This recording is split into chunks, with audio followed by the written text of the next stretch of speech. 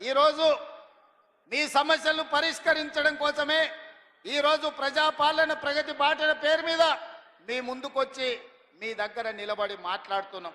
ఈరోజు నిరుద్యోగ సమస్యనే కాదు, మీ విద్యకు సంబంధించి టీచర్ల ప్రమోషన్లు 11,000 మంది ఈరోజు టీచర్ల నియామకాలు చేపట్టి పేదలకు విద్యను అందుబాటులోకి తీసుకురావాలని ప్రభుత్వం చేస్తున్న ప్రయత్నం నిజం కాదా అని నేను మిమ్మల్ని అడుగుతున్నా.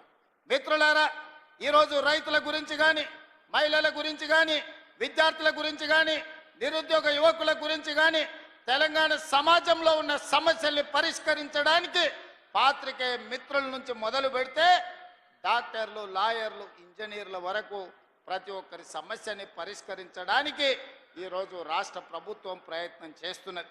అందుకే ఆనాడు ధనిక రాష్ట్రంగా చంద్రశేఖరరావు గారికి అప్పచెప్పినాం. ఈరోజు దివాలా తీసిన రాష్ట్రంగా మా చేతికి అప్పచెప్పిండు.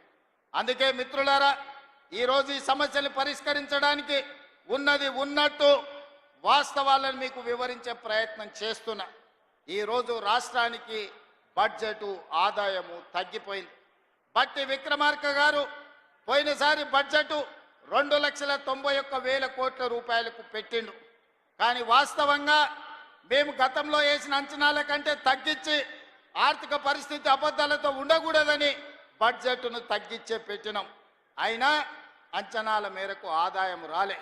ఇవాళ మేము పెట్టిన బడ్జెట్ 70,000 కోట్ల రూపాయలు తక్కువతో ఈరోజు బడ్జెట్ ముగియబోతుంది మార్చి 31 తారీఖు నాడు.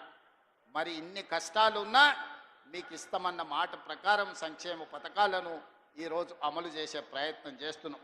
అభివృద్ధికి అవసరమైన నిధులను ఈరోజు విడుదల చేస్తున్నాం.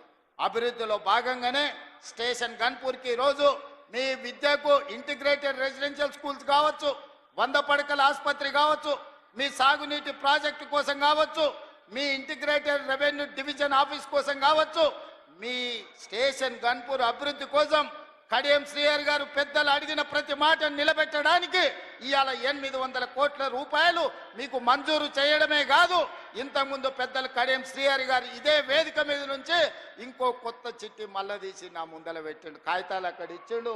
కడియం శ్రీహరి గారు మొత్తం వినతి పత్రాలు ఇచ్చిండు. వారిని చూస్తేనే నాకు భయం అవుతుంది. వారు ఏ పైరవ అడగరు, ఏ సొంత పని అడగరు. వారు వస్తేనే నా ప్రజలకు ఏదో చెయ్యాలి, స్టేషన్ గన్పూర్కు నిధులు తీసుకుపోవాలని అడుగుతూ ఉంటారు. అందుకే వారంటే నాకు ప్రత్యేకమైన అభిమానం. ఇది ఈనాటిది కాదు, 20-25 ఏళ్ల నుంచి కడియం శ్రీహరి గారితో నాకున్న పరిచయం. నేనే వారిని అడిగి కాంగ్రెస్ పార్టీలోకి రండి, నాకు అండగా నిలబడండి, ఈ తెలంగాణ రాష్ట్రాన్ని అభివృద్ధి పదం వైపు నడిపిద్దాం, మీ అనుభవం, మీ నిజాయితీ తెలంగాణ రాష్ట్రానికి అవసరం ఉన్నది, శ్రీహరి గారు మీరు రండి, చెల్లి కడియం కావ్యను ఎంపీగా గెలిపించుకున్న బాధ్యత నేను తీసుకుంటా అని చెప్పిన. అందుకే ఇవాళ మీ ఆడబిడ్డని డాక్టర్ కావ్యను పార్లమెంటు సభ్యురాలుగా మీరు ఢిల్లీకి పంపిస్తే మీకు ఎయిర్పోర్ట్ తీసుకొచ్చింది, మీకు రైల్వే కోచ్ ఫ్యాక్టరీ తీసుకొచ్చింది, భవిష్యత్తులో కాజిపేట రైల్వే జంక్షన్ను తీసుకొచ్చే బాధ్యత మీ సోదరిమని మీ ఆడబిడ్డ డాక్టర్ కావ్య తీసుకుంటుంది. వారికి రైల్వే డివిజన్ని తెచ్చే బాధ్యత మా ఆడబిడ్డ, మీ ఆడబిడ్డ కావ్య తీసుకుంటుంది. అండగా నిలబడి భుజం తట్టి ప్రోత్సహించే బాధ్యత నాది, పెద్దలు కడియం శ్రీహరి గారిది అని చెప్పి నేను ఈ సందర్భంగా తెలియజేస్తున్నా. మిత్రులారా, మీ దేవాదుల ప్రాజెక్టు పూర్తి కావాలన్నా శ్రీహరి గారు నా ముందు ప్రతిపాదించిన పనులను పూర్తి చేయాలన్నా